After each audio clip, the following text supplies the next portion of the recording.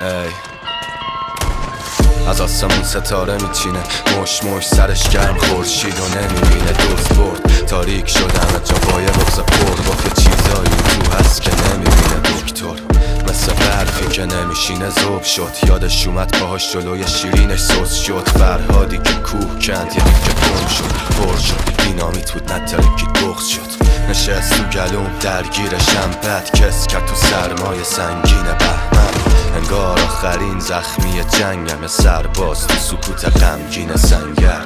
گاهی از سیاهی لبریز قلبم، شاید بگی درست میشه از دید من. قفل و ساعتای رنگین قلبم، یه دستیر سر و یه دستیر فنده. تیشی کشم میرم صدای رکو که صاف از من کشید به خنده های تو. درد تو رگای پاره شده و شک، این همه رو کشید و دید تازه شده دو پکه های سکوت تو شبهای من. دلیل روشن بودن شمعای شهر، خندم توی اشکای من. فقط ببخش اگه گاهی میخوام تنها بشم. منی که آرزوهام افتاده از سرم، دارم فوش میخورم از وجدان مسخرم. تیکه پاره تر از این گلای پرپرم. تو